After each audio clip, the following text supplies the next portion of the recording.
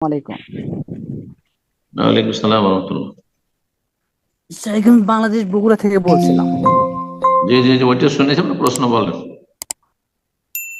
শাইখ, আমি কিছুদিন যাবত লক্ষ্য করতেছি, আমার একটা দিনী ভাই মসজিদের হুম। টয়লেটে আর কি আমি লক্ষ্য করতেছি এই বিষয়টা।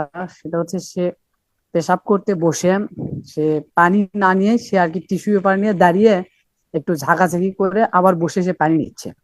আমি যখন তাকে এই বিষয়টা অবগত করলাম, সে বলতেছে তার প্যান্ট নাকি টাইট, এই জন্য সে আর কি কি আছে? মানে কি আছে? ক্লিয়ার করতে ঝাঁকাঝাঁকি করলো। তার জি কি শাইখ। হচ্ছে?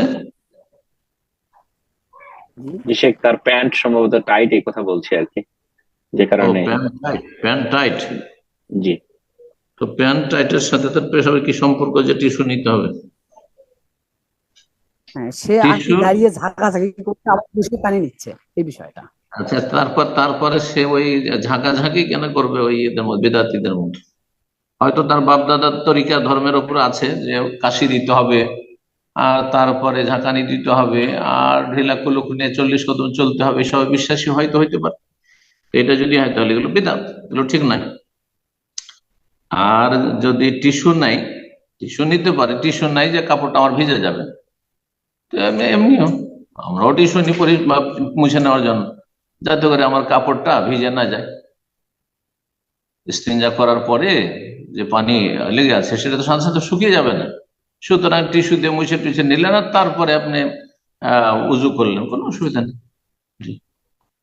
কিন্তু পানি নেওয়ার আগে, পানি ব্যবহারের আগে যদি টিস্যু ব্যবহার করে, যেমন কথা শুনলাম আপনার, মনে হচ্ছে এরকম যে পানি নেওয়ার আগে টিস্যু ব্যবহার করছে, তার মানে সে ঢিলা কুলুকের বিকল্প হিসেবে ব্যবহার করছে। তো সেটা ওই তাদের মতে যারা বলছে যে আগে ঢিলা কুলুক আর তারপরে পানি। কিন্তু নবী সাল্লাল্লাহু আলাইহি সাল্লাম, সাহাবাই কেরামগণ থেকে এমন কোনো প্রমাণ নেই যে দুটোই তারা জমা করতেন। যখন পানি নেই বা পানির স্বল্পতা আছে তখন পাথর ব্যবহার করতেন, ঢিলা কুলুক ব্যবহার করতেন। আর যখন পানি আছে তখন শুধু পানি ব্যবহার করতেন, ঢিলা কুলুক আর পানি দুটো ব্যবহার করছেন ইস্তেঞ্জা করার জন্য। এইরকম কোন সহি হাদিস নেই। একটি হাদিস রয়েছে কোবাবাসীদের সম্পর্কে, সেই হাদিসটি জয়ীফ, দুর্বল।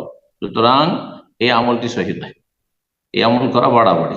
এটাও বাড়াবাড়ি পবিত্রতা অর্জনের ক্ষেত্রে। জি, যে সেটা কুলুকে ব্যবহার করবে, আবার তারপরে আপনার সেটাকে যদি দিন মনে করে করে, তবে কারো হয়তো তরল তরল পায়খানা আছে, আর সেটা আগে একটু হালকা করে নিয়ে আমি ঢেলা কুলুক পাথর ব্যবহার করি আর তারপর তখন ধুইব, সেটা ভিন্ন বিষয়, মাঝে মধ্যে কখন। জি। জাযাকাল্লাহ খাইর।